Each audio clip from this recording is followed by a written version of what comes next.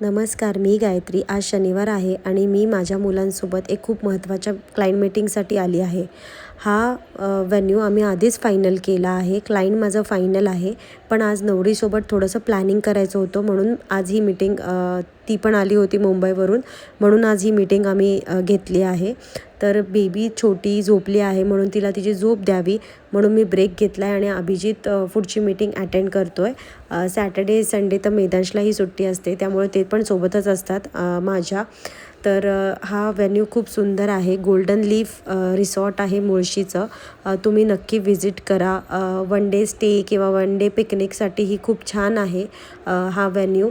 आणि जर तुमच्या फॅमिलीमध्ये अपकमिंग वेडिंग असेल आणि तुम्ही व्हेन्यू शोधत असाल तर तुम्ही नक्की या व्हेन्यूला चेकआउट करा, नक्की व्हिजिट करा.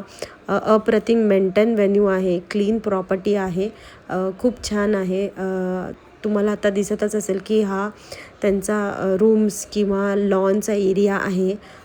खूप हिरवळ आहे. त्यांचे दोन म्हणजे कवर्ड एरिया आहे फॉर कॅटरिंग पर्पज. तर तुम्ही बघू शकता की कोणत्याही स्पेसच्या बाबतीत हा खूप स्पेशियस आहे.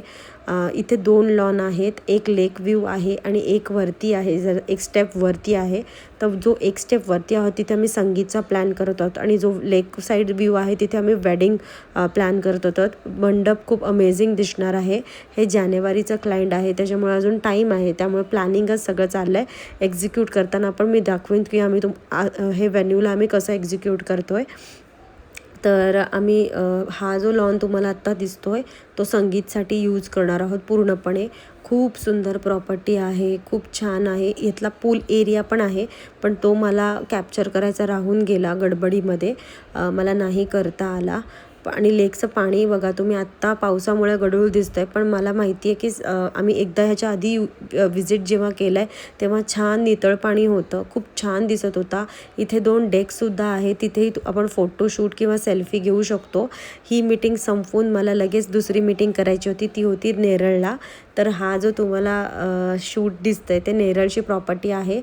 जर कोणी नेरळ म्हणजे मुंबई साईडचे क्लायंट्स असतील आणि जर ते प्रॉपर्टी थोडीशी स्पेशियस वगैरे बघत असतील तर तुम्ही नक्की ही नेरळची प्रॉपर्टी चेकआउट करा. मी दोन्ही प्रॉपर्टीजचे डिस्क्रिप्शनमध्ये तुम्हाला लिंक देणारच आहे.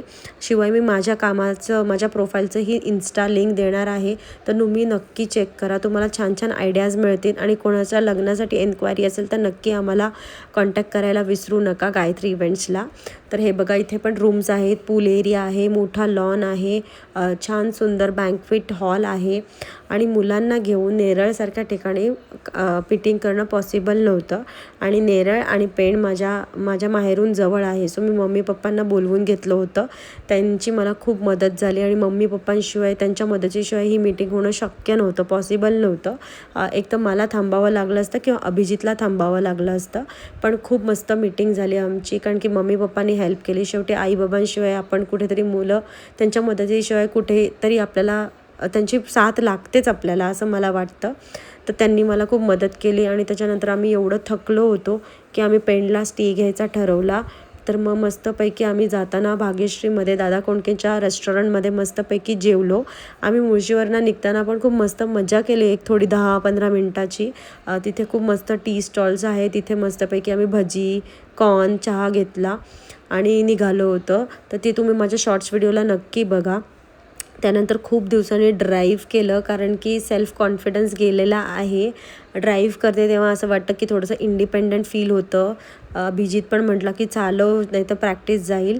तुम्हाला जर हा व्हिडिओ आवडला असेल तर नक्की शेअर करा, लाईक करा आणि